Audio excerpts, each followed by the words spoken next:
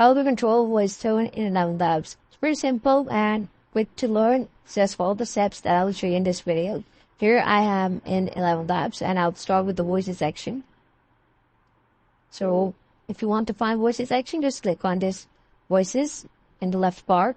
And once you're here, you'll find tons of voices that you can select for voiceovers. And you can also create your own voice.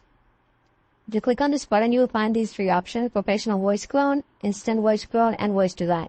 Inside voice design, a lot of people does not give a proper prompt to ElevenLabs, and their voice that they create is not according to what they want. And not only that, if you want to create good voice clones using these two features, make sure you upload an audio of good quality. Let me just open it again. This is instant voice clone. If you want a clone of your voice or any other voice, just paste a 10-second audio which is of great quality with no background noises. And if you want something professional, you can go for this option.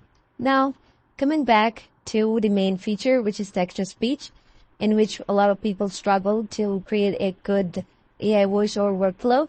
Now, the key to create a good AI voiceover workflow and avoid the problems with the voiceover, they does not know how to adjust the tone of the voiceovers. Now, how to do that? First of all, don't just paste the plain text into this bar. Instead, copy the text that you want to convert into voiceover, paste it in any AI, for example, ChatGPT, and inside AI, you need to ask ChatGPT or any other AI to add proper narrations to the text so you can create a good voiceover from them. For example, let me show you an example. Here, I am in ChatGPT.